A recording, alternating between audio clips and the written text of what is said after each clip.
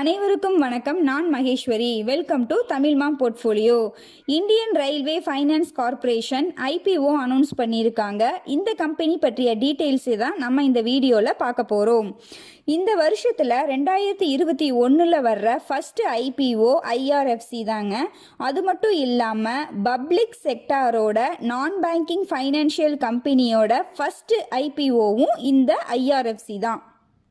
என்னென்ன டீட்டெயில்ஸ் எல்லாம் நம்ம இந்த வீடியோவில் பார்க்க போகிறோம் அப்படின்னா, ஐஆர்எஃப்சி கம்பெனியோட டீட்டெயில்ஸ், இதோட ஆப்ரேஷன்ஸ் என்ன, க்ரோத் எப்படி இருக்கும், இது ஒரு நான் பேங்கிங் ஃபைனான்ஷியல் கம்பெனி அப்படின்றனால கிரெடிட் ரேட்டிங்ஸும் கொடுத்துருப்பாங்க. கிரெடிட் ஏஜென்சிஸ் அந்த ரேட்டிங்ஸ்லாம் என்னென்ன, காம்படிட்டர்ஸ் இருக்காங்களா, என்ன பர்பஸ்க்காக இந்த ஐபிஓ வர்றாங்க, இந்த கம்பெனியோட பாசிட்டிவ் என்ன, ஃபைனான்ஷியல் ஹெல்த் எப்படி இருக்குது, ஏன் நம்ம இந்த கம்பெனியில் இன்வெஸ்ட் பண்ணணும், இந்த கம்பெனியோட ரிஸ்க் ஃபேக்டர்ஸ்லாம் என்ன அண்ட் ஐபிஓ டீடைல்ஸ், ஒரு இம்பார்ட்டன்ட் அனௌன்ஸ்மெண்ட்டும் இருக்குது. அந்த announcement plus grey market premium, ஜீரோதால எப்படி அப்ளை பண்ணுறது, நெட் பேங்கிங் எஸ்பிஐ யூஸ் பண்ணி நெட் பேங்கிங்கில் எப்படி ஐபிஓ அப்ளை பண்ணுறதுன்னு இந்த வீடியோவில் ஃபுல் டீட்டெயில்ஸையும் நம்ம இந்த வீடியோவில் பார்க்கலாம்.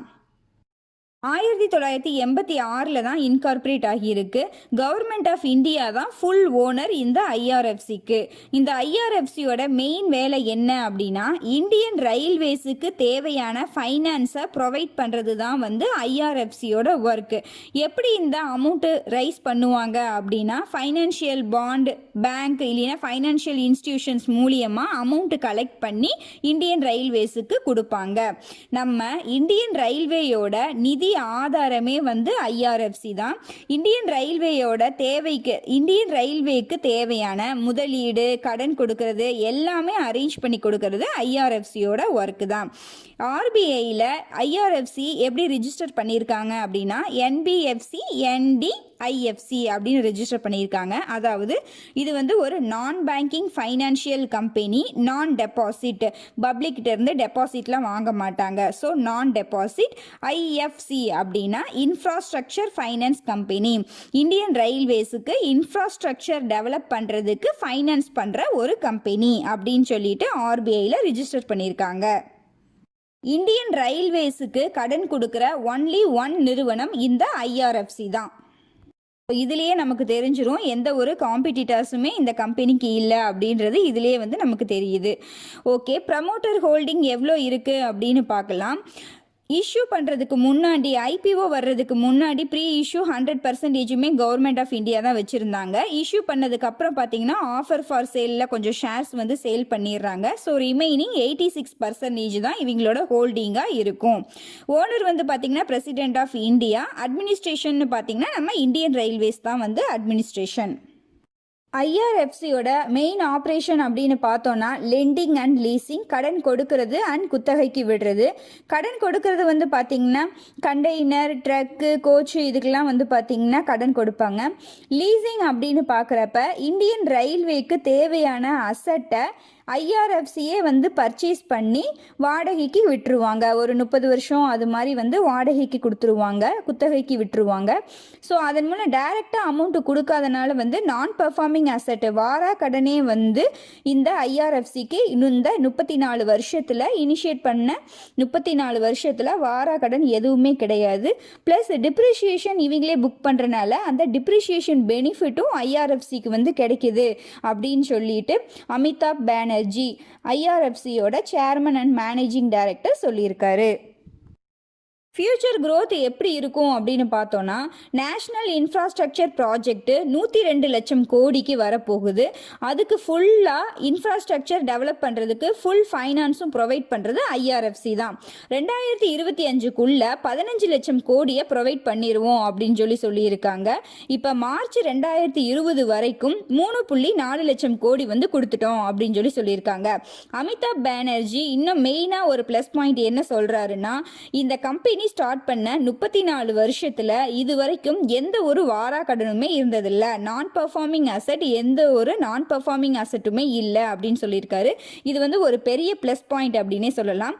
ரிட்டர்ன் ஆன் ஈக்விட்டி பார்த்தீங்கன்னா 13.19%, ரிட்டர்ன் ஆன் அசட் பார்த்தீங்கன்னா 1.5% இருக்கு மார்ச் 2020 அந்த டைம் வரைக்கும். ஸோ ஃப்யூச்சர் growth வந்து பார்த்தீங்கன்னா சூப்பராக இருக்குது அப்படின்னே சொல்லலாம். 2017 யூனியன் கேபினெட் வந்து இந்தியன் ரயில்வேஸ்க்கு கீழே இருக்கிற 5 கம்பெனிஸை வந்து லிஸ்ட் பண்ணிக்கலாம் அப்படின்னு சொல்லியிருந்தாங்க, அப்ரூவல் கொடுத்துருந்தாங்க. அதில் 4 கம்பெனிஸ் வந்து ஆல்ரெடி லிஸ்ட் ஆகிருச்சு.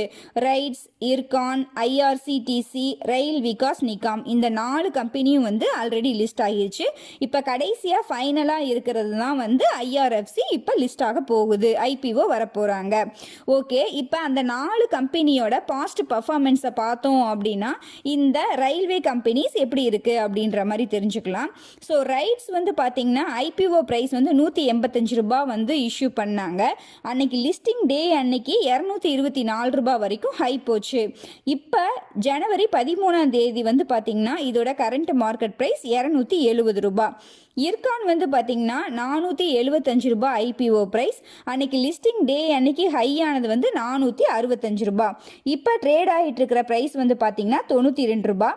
92 ரூபாய் அப்படின்னு ஒன்று ஐயோ இவ்வளோ அமௌண்ட் வந்து ப்ரைஸ் வந்து குறைஞ்சிருச்சு அப்படின்னு நினைக்க வேண்டாம். ஏப்ரல் 2020 ஷேர் ஸ்ப்ளிட் பண்ணியிருக்காங்க. 10 ரூபாய் ஃபேஸ் வேல்யூ இருந்ததை 2 ரூபாயாக மாற்றிருக்காங்க. ஸோ 1:5 அந்த ரேஷியோவில். அதனால தான் வந்து இப்போ ப்ரைஸ் வந்து 92 ரூபாயில் ட்ரேட் ஆகிற மாதிரி தெரியுது. ஸோ நம்ம என்ன பண்ணிக்கலாம், இப்போ அந்த ரேஞ்சுக்கு பார்க்கணும் அப்படின்னா 92 ரூபாய் × 5 அப்படின்னு போட்டு, அதாவது 460 ரூபாய் ரேஞ்சில் வந்து காஸ்ட் டு காஸ்ட் ஐபிஓ ப்ரைஸுக்கு உண்டான காஸ்ட் டு காஸ்ட்டில் இப்போ ட்ரேட் ஆகிட்டு இருக்கிற மாதிரி நம்ம வச்சுக்கலாம். அது மாதிரி ஆகிட்டு இருக்கு. நெக்ஸ்ட் வந்து பார்த்தீங்கன்னா ஐஆர்சிடிசி தான் பம்பர் ஐபிஓ அப்படின்னு சொல்லலாம். ஐபிஓ ப்ரைஸ் வந்து பார்த்தீங்கன்னா 320 ரூபாய். இப்போ அன்னைக்கு லிஸ்ட் ஆனது ஹை போனது வந்து பார்த்தீங்கன்னா 743 ரூபாய். இப்போ ட்ரேட் ஆகிட்டு இருக்கிறது வந்து பார்த்தீங்கன்னா 1470 ரூபாய். ஓகே, நெக்ஸ்ட் வந்து ரயில் விகாஸ் நிகாம் வந்து பார்த்தீங்கன்னா ஐபிஓ ப்ரைஸ் வந்து 19 ரூபாய். லிஸ்டிங் அன்னைக்கு ஹை போனது 19 ரூபாய் 75 பைசா வரைக்கும் போச்சு. இப்போ கரண்ட்டாக ட்ரேட் ஆகிட்டு இருக்கிறது 33 ரூபாய். ஸோ ரயில்வே கம்பெனிஸ் ஓவராலாக பார்க்குறப்ப எல்லாமே வந்து ஓகே, லாங் டேர்முக்கு ஓகே அப்படின்னு தான் தோணுது. ஸோ ஐஆர்எஃப்சியும் அது மாதிரி தான் இருக்கும் அப்படின்னு நம்ம நம்பலாம். ஷேர் ஸ்ப்ளிட், போனஸ் ஷேர் இதை பற்றிலாம் தெரிஞ்சுக்கணும் அப்படின்னா நம்ம சேனலில் ஷேர்ஸ் A to Z அப்படின்ற ஒரு வீடியோ இருக்கும். அந்த வீடியோ பார்த்தீங்க அப்படின்னா ஷேர்ஸ் பற்றிய ஃபுல் டீட்டெயில்ஸையும் நீங்கள் அந்த வீடியோவில் தெரிஞ்சுக்கலாம். கிரெடிட் ரேட்டிங் பார்க்கலாம். இது வந்து ஒரு நான் பேங்கிங் ஃபைனான்ஸ் கம்பெனி அப்படின்றனால கிரெடிட் ரேட்டிங் ஏஜென்சிஸ் வந்து இந்த கம்பெனிக்கு ரேட்டிங்ஸ் கொடுத்துருப்பாங்க. கிரைசில், ஐசிஆர்ஏ இவங்கெல்லாம் என்ன ரேட்டிங்ஸ் கொடுத்துருக்காங்க அப்படின்னா AAA, A1+ அப்படின்ற ரேட்டிங் தான் கொடுத்துருக்காங்க. இது வந்து ஹையஸ்ட் பாசிபிள் கிரெடிட் ரேட்டிங் தான். ஸோ கிரெடிட் ரேட்டிங் பொறுத்த வரைக்கும் சூப்பர் அப்படின்னே சொல்லலாம். என்ன பர்பஸ்க்காக இந்த ஐபிஓ இஷ்யூ பண்ணுறாங்க அப்படின்னா பிஸ்னஸ் ஃபியூச்சர் growth ரெக்குயர்மெண்ட்ஸுக்காக தான், ஃபியூச்சர் growthக்காக தான் வந்து ஐபிஓ இஷ்யூ பண்ணுறாங்க. அண்ட் ஜென்ரல் கார்ப்பரேட் பர்பஸ்க்காகவும் ஐபிஓ இஷ்யூ பண்ணுறாங்க. காம்படிட்டர்ஸ் வந்து எந்த ஒரு லிஸ்டிங் கம்பெனியுமே வந்து காம்படிட்டர்ஸ் கிடையாது. இந்த கம்பெனி தான் ஒன்லி ஒன் கம்பெனி அப்படின்னே சொல்லலாம். ஸோ நம்ம வந்து எந்த ஒரு இண்டஸ்ட்ரி கம்பேரிஷன் வந்து இதில் வந்து பண்ண முடியாது. ஓகே, இந்த கம்பெனியோட பாசிட்டிவ்ஸ் அப்படின்னு பார்த்தோன்னா ஃபைனான்ஸ் growth வந்து இந்தியன் ரயில்வேஸை பேஸ் பண்ணியிருக்கும். இந்தியன் ரயில்வேஸ் growth ஆச்சுன்னா இதோட ஃபைனான்ஸும் growth ஆகும் அப்படின்னு சொல்லிக்கலாம். கிரெடிட் ரேட்டிங் வந்து நல்ல ஸ்ட்ராங்காகவே இருக்குது. ரிஸ்க் வந்து இதில் ரொம்ப கம்மி. ஏன்னா அமௌண்ட்டாக வந்து கடன் கொடுக்குறது வந்து அமௌண்ட்டாக கொடுக்காம லீஸுக்கு தான் கொடுக்குறாங்க. சொத்து இவங்க பேரில் தான் இருக்குது. ஸோ அதனால் வந்து இது வந்து லோ ரிஸ்க் பிஸ்னஸ் மாடல் அப்படின்னு சொல்லலாம். எக்ஸ்பீரியன்ஸ்டு சீனியர் மேனேஜர்ஸ் இருக்காங்க. 34 வருஷம் எக்ஸ்பீரியன்ஸ் இருக்குது. பப்ளிக் செக்டாரில் நான் பேங்கிங் ஃபைனான்ஷியல் கம்பெனியில் ஃபஸ்ட்டு ஐபிஓ வர்றது இந்த ஃபைனான்ஷியல் கம்பெனி தான் அப்படின்னு சொல்லலாம். ஓகே, இந்த கம்பெனியோட ஃபைனான்ஷியல் பொசிஷன் ஹெல்த் எப்படி இருக்குது அப்படின்னு பார்க்கலாம். 2017 ரெவன்யூ பார்த்தீங்கன்னா 8000 கோடி, 18 9200 கோடி, 19 11,000 கோடி, இப்போ 20 அன்டில் செப்டம்பர் வரைக்கும் பார்த்தீங்கன்னா 6600 கோடி. ஸோ ரெவன்யூ பார்த்தீங்க அப்படின்னா கிராஜுவலாக க்ரோத் ஆகியிருக்கு. ஓகே அப்படின்னு தான் சொல்லணும். நெட் ப்ராஃபிட்டும் பார்த்தீங்கன்னா 900 கோடி, 2000 கோடி, 2200 கோடி, இப்போ செப்டம்பர் வரைக்கும் பார்த்தீங்கன்னா 1700 கோடி. இதுவும் கிராஜுவலாக க்ரோத் ஆகியிருக்கு நெட் ப்ராஃபிட்டும். ஸோ ஃபைனான்ஷியல் ஹெல்த் ஓகே அப்படின்னே சொல்லலாம். ஏர்னிங் பர் ஷேர் எவ்வளோ, ஏர்னிங் பர் ஷேர் அப்படின்றது ஒரு ஷேர் எவ்வளோ அமௌண்ட்டு சம்பாரிச்சிருக்கு, ஏர்ன் பண்ணியிருக்கு அப்படின்றத பார்க்கறது தான் வந்து ஏர்னிங் பர் ஷேர். 2017 ₹1.40 18 ₹3 19 ₹3.20 20 ₹3.40 சம்பாரிச்சிருக்கு. அதாவது இப்போ நம்ம வந்து ஒரு ஷேர் வந்து ₹26 வாங்க போகிறோம். ஸோ ₹26 வாங்குற ஷேர் ஒரு வருஷத்தில் ₹3.40 சம்பாரிச்சிருக்கு, ஏர்ன் பண்ணியிருக்கு அப்படின்றது வந்து ஒரு நல்ல விஷயம்தான், நல்ல சூப்பர் தான் சொல்லணும். ஏர்னிங் பர் ஷேர் வந்து okay. Return on net worth, return on net worth இப்போ அப்படின்றது, இப்போ நம்ம எஃப்டி போட்டோம் அப்படின்னா நமக்கு 5%லேருந்து 6% வந்து ரிட்டர்ன் கொடுக்குறாங்க. ஸோ இந்த ஈக்விட்டியில் நம்ம இன்வெஸ்ட் பண்ணணும் அப்படின்னா நமக்கு எவ்வளோ ரிட்டர்ன் பர்சன்டேஜ் கிடைக்குது அப்படின்றது தான் வந்து ரிட்டர்ன் ஆன் நெட்வொர்த். 2017 7%, 18 12%, 19 9%, இப்போ லாஸ்ட் இயர் வந்து பார்த்தீங்கன்னா 11.57% வந்து கிடைச்சிருக்கு return net worth. Net asset value அப்படின்றது வந்து புக் வேல்யூ தான். இப்போ ஐஆர்எஃப்சியை வந்து இன்சால்வ் ஆயிடுச்சுன்னு வைங்க, பேங்க்ரப்ட் பண்ணிட்டாங்க அப்படின்னா அதோட சொத்துக்களை எல்லாம் விற்று நமக்கெல்லாம் ஷேர் ஹோல்டர்ஸ்க்கெல்லாம் கொடுக்குறாங்க அப்படின்னா ₹26.67 கொடுப்பாங்க ஒரு ஷேர் வச்சிருக்கிறவங்களுக்கு. ஆக்சுவலி நம்ம ஒரு ஷேர் வாங்குறதே பார்த்தீங்கன்னா ₹26 தான் வாங்குறோம். ஸோ புக் வேல்யூவில் தான் வந்து இஷ்யூ ப்ரைஸும் இருக்குது. ஸோ இது வந்து நல்ல அட்ராக்டிவ் ப்ரைஸ் அப்படின்னே சொல்லலாம். நம்ம ஏன் இந்த ஐபிஓவில் அப்ளை பண்ணலாம் அப்படின்றதுக்கு ரீசன் வந்து பார்த்திங்கன்னா, நான் பேங்கிங் ஃபைனான்ஷியல் கம்பெனியில் பப்ளிக் செக்டரை பொறுத்த வரைக்கும் நான் பேங்கிங் ஃபைனான்ஷியல் கம்பெனி வந்து இந்த ஒரே ஒரு கம்பெனி தான் இருக்குது. லாஸ்ட்டு 4 வருஷத்தில் இதோட க்ரோத் ரேட் பார்த்திங்கன்னா 20% இருக்குது. அது மட்டும் இல்லாமல் மார்ஜின் வந்து பார்த்திங்கன்னா 2017 11.5 இருந்தது. இப்போ 2021 வந்து பார்த்திங்கன்னா 26% இருக்குது. ஸோ எல்லாமே பெட்டராக க்ரோத் ஆகிட்டு தான் இருக்குது. அது மட்டும் இல்லாமல் இப்போ நெக்ஸ்ட் கம்மிங் இயர்ஸில் வந்து நிறைய ப்ராஜெக்ட் வரும். அது வந்து இந்த ஐஆர்எஃப்சிக்கு ஒரு பெரிய ஆப்பர்ச்சுனிட்டிஸாக இருக்கும், டெவலப் ஆகிறதுக்கு பெரிய ஆப்பர்ச்சுனிட்டிஸாக இருக்கும் அப்படின்னு நம்பப்படுகிறது. இப்போ யூனியன் பட்ஜெட் வந்து வரப்போகுது. February 1 தான் வந்து யூனியன் பட்ஜெட் வரப்போகுது. ஸோ நம்ம அது வந்து ஐஆர்எஃப்சிக்கு ஃபேவராகவும் இருக்கலாம். அமிதாப் பானர்ஜி அவர் தான் வந்து இந்தியன் ரயில்வே ஃபைனான்ஸ் கார்பரேஷனோட சேர்மன் அண்ட் மேனேஜிங் டைரக்டர். அவர் என்ன சொல்லியிருக்காரு அப்படின்னா, பிஸ்னஸ் டுடே அதுக்கு வந்து என்ன சொல்லியிருக்காரு அப்படின்னா, எங்களோட பிஸ்னஸ் வந்து ஒரு ரிஸ்க் ஃப்ரீ பிஸ்னஸ் மாடல் அப்படின்னு சொல்லியிருக்காரு. கவர்மெண்ட் கேரண்டி இருக்கிற ஒரு பிஸ்னஸ் தான் எங்களுது அப்படின்ற மாதிரி சொல்லியிருக்காரு. அஷ்யூர்டு ரெவன்யூ கண்டிப்பாக எங்களுக்கு இருக்குது, அதனால இது வந்து ஒரு கவர்மெண்ட் கேரண்டி அப்படின்னே சொல்லலாம் அப்படின்ற மாதிரி சொல்லியிருக்காரு. இந்த ஐபிஓவில் மெயினாக என்ன ரிஸ்க் இருக்குது அப்படின்னு பார்க்கலாம். இப்போ இந்தியன் ரயில்வே க்ரோத் ஆச்சு அப்படின்னா ஐஆர்எஃப்சியும் கண்டிப்பாக அதோடு சேர்ந்து க்ரோத் ஆகும். ஸோ இந்தியன் ரயில்வேயை ஃபுல்லாக டிபெண்ட் ஆகி இருக்கிறது வந்து பார்த்திங்கன்னா இந்தியன் ரயில்வேயை தான் வந்து டிபெண்ட் ஆகி இருக்குது. இது வந்து ரிஸ்க் ஃபேக்டரு அப்படின்னும் சொல்லலாம், இது வந்து ஃபேவர் அப்படின்னு சொல்லலாம். ஸோ இதுதான் வந்து மெயினாக நம்ம வந்து கன்சிடர் பண்ண வேண்டியது.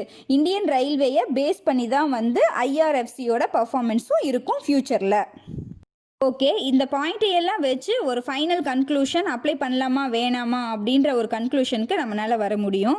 ஓகேங்க, இப்போ ஐஆர்எஃப்சியோட ஐபிஓ டீட்டெயில்ஸ் எல்லாம் பார்க்கலாம். ஓப்பனிங் டேட் வந்து பார்த்திங்கன்னா January 18, க்ளோசிங் டேட் வந்து பார்த்திங்கன்னா January 20.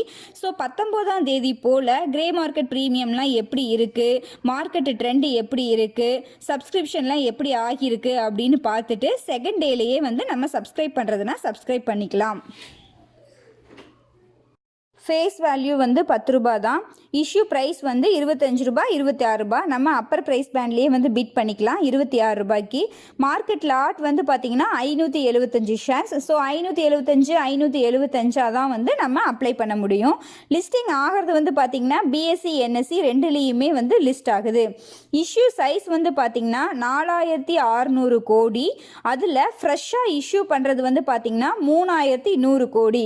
இந்த ஃப்ரெஷ் இஷ்யூவான 3100 கோடி தான் ஐஆர்எஃப்சியோட டெவலப்மெண்ட்டுக்காக, ஃபியூச்சர் க்ரோத்துக்காக போகும். ஆஃபர் ஃபார் சேல் மூலியமாக 1600 கோடி இஷ்யூ பண்ணுறாங்க, 1500 கோடி அரௌண்டு. இந்த அமௌண்ட் வந்து பார்த்திங்கன்னா கவர்மெண்ட் ஆஃப் இந்தியாவுக்கு போயிடும். ஆல்ரெடி இருக்கிற ஷேர் ஹோல்டரான கவர்மெண்ட் ஆஃப் இந்தியாவுக்கு இந்த அமௌண்ட் வந்து போயிடும். நம்மள மாதிரி ரீட்டைல் போர்ஷன் வந்து பார்த்திங்கன்னா 35% வந்து அலோகேட் பண்ணியிருக்காங்க. ஸோ நம்ம வந்து மினிமம் ஒரு லாட்டு அப்ளை பண்ணலாம். அதுக்கு வந்து 15,000 ரூபாய் தேவை. மேக்ஸிமம் ஐபிஓ அப்படின்னாலே ஒரு லாட் அப்ளை பண்ணுறதுக்கு 15,000 ரூபாய் வந்து பெஞ்ச் மார்க்காக இப்போ வச்சுட்டாங்க. ஸோ நம்ம வந்து 15,000 ரூபாய் இருந்துச்சு அப்படின்னா ஒரு ஐபிஓவில் ஒரு லாட் வந்து அப்ளை பண்ணிக்கலாம். நம்ம ரீட்டைல் கேட்டகரியில் மேக்ஸிமம் 2 லட்சம் தான், 2 லட்சம் வரைக்கும் தான் அப்ளை பண்ண முடியும். ஸோ அப் டு 13 லாட் வரைக்கும் நம்ம அப்ளை பண்ணிக்கலாம். கேட்டகரி வைஸ் ஒருத்தருக்கும் கேட்டகரி வைஸ் எவ்வளோ ஷேர்ஸ் வந்து அலாட் பண்ணுவாங்க அப்படின்ற மாதிரி கொடுத்துருக்காங்க. இதில் வந்து பார்த்தீங்கன்னா எம்ப்ளாயீஸ் கோட்டா இருக்குது. ஸோ ஐஆர்எஃப்சியில் இருக்கிற எம்ப்ளாயீஸ் அவங்க வந்து அவங்களோட எம்ப்ளாயி கோட்டாவில் அப்ளை பண்ணிக்கலாம். ஸோ ஓவர் சப்ஸ்கிரிப்ஷன் ஆகிறப்ப இது மாதிரி எம்ப்ளாயி கோட்டாவில் அப்ளை பண்ணுறப்ப அவங்களுக்கு அலாட் ஆகிறதுக்கு சான்சஸ் அதிகமாக இருக்குது. சில கம்பெனிஸ் என்ன பண்ணுவாங்க அப்படின்னா ஐபிஓ வர்றப்ப அந்த கம்பெனியோட பேரண்ட் கம்பெனியோட ஷேர்ஸை ஹோல்ட் பண்ணி வச்சுருந்தோம் அப்படின்னா ஷேர் ஹோல்டர்ஸ் கோட்டா கொடுப்பாங்க.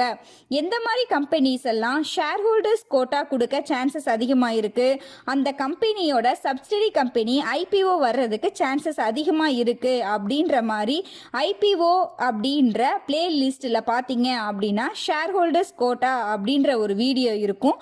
அந்த வீடியோவை பார்த்து தெரிஞ்சுக்கோங்க. அதில் சொல்லி இருக்கிற கம்பெனியோட ஷேரை ஒரு ஷேர் நீங்கள் வாங்கி வச்சாவே போதும், நம்ம வந்து ஷேர் ஹோல்டர்ஸ் கோட்டாவுக்கு நம்ம எலிஜிபிள் ஆயிடுவோம்.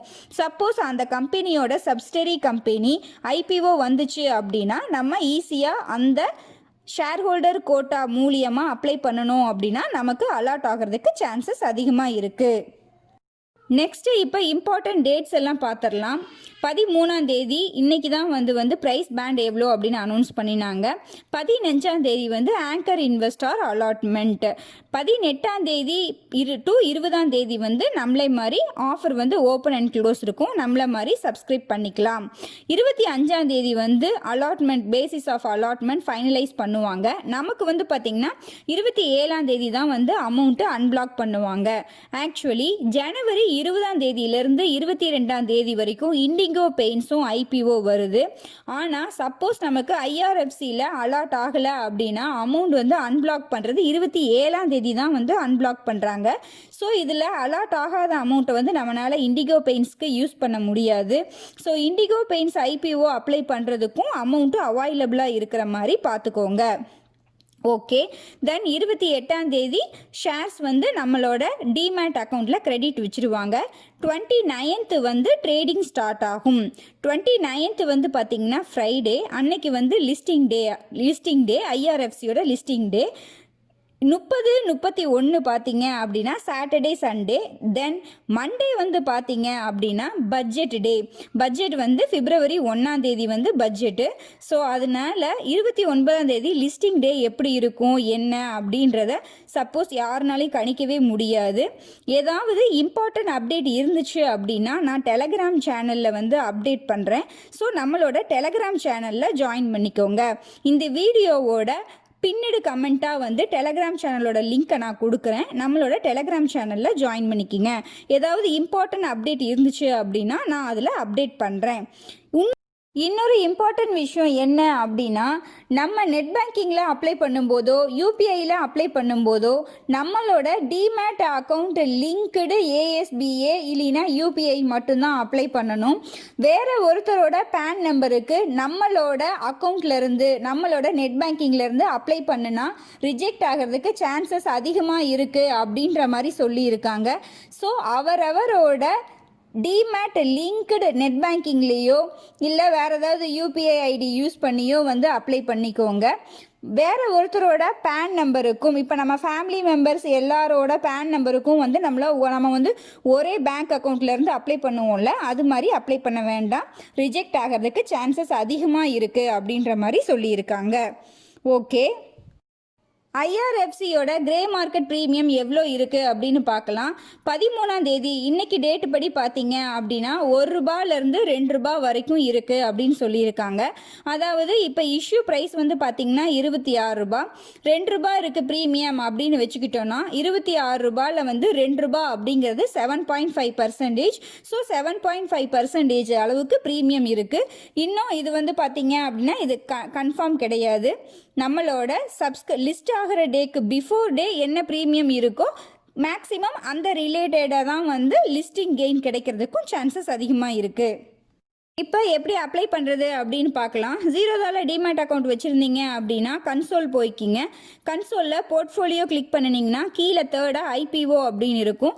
அதை கிளிக் பண்ணினீங்க அப்படின்னா இப்போ ஜனவரி 18 விண்டோ ஓப்பன் ஆகும், ஐபிஓ விண்டோ ஓப்பன் ஆகும். அதில் உங்களுக்கு எவ்வளோ குவான்டிட்டி வேணுமோ அப்ளை பண்ணிக்கோங்க. நெக்ஸ்ட்டு வந்து நெட் பேங்கிங். சர்வீசஸில் ஏஎஸ்பிஏ ஈக்விட்டின்னு இருக்கும் பாருங்கள், ஐபிஓ ஈக்விட்டின்னு இருக்கும். அதை கிளிக் பண்ணி அப்ளை ஐபிஓ கொடுத்து அக்செப்ட் பண்ணிக்கோங்க. உங்களுக்கு எவ்வளோ குவான்டிட்டி வேணுமோ அதில் அக்செப்ட் பண்ணிக்கோங்க. ஐஆர்எஃப்சியோட ஐபிஓ ரிஜிஸ்டர் வந்து K fintech private limited. So நம்ம அலாட்மெண்ட் செக் பண்ணுறது வந்து கே ஃபின்டெக் பிரைவேட் லிமிடெட் அவங்களோட வெப்சைட்டில் தான் போய் செக் பண்ணணும். அலாட்மெண்ட் லிங்க் வந்த உடனே நான் டெலகிராம் சேனலில் அப்டேட் பண்ணுறேன். ஸோ டெலகிராமில் ஜாயின் பண்ணிக்கோங்க. லிங்க் வந்து நான் அப்டேட் பண்ணுறேன். என்னோட வியூ அப்படின்னு பார்த்தோன்னா லாங் டேர்முக்கு இந்த ஐபிஓ ரொம்ப சூப்பராகவே இருக்கும். டிவிடெண்ட் கொடுக்கறதுக்கும் நல்ல பாசிபிலிட்டிஸ் இருக்க மாதிரி தான் தெரியுது. பட் இண்டிகோ பெயிண்ட்ஸோட ஐபிஓவையும் கன்சிடர் பண்ணுறனால ஒரு ஸ்மால் குவான்டிட்டி தான் வந்து இந்த ஐஆர்எஃப்சி ஐபிஓவில் நான் அப்ளை பண்ணுறேன். உங்களோட ஃபைனான்ஷியல் பொசிஷன் அண்ட் ரிஸ்க் எடுக்கும் தன்மையை பொறுத்து நீங்கள் உங்களோட டெசிஷனை ஓனாக எடுத்துக்கோங்க. இந்த வீடியோ பிடிச்சிருந்தது அப்படின்னா லைக் பண்ணுங்கள், உங்கள் ஃப்ரெண்ட்ஸ்க்கும் ஷேர் பண்ணுங்கள், மறக்காமல் நம்ம சேனலை சப்ஸ்கிரைப் பண்ணுங்கள். நன்றி, வணக்கம்.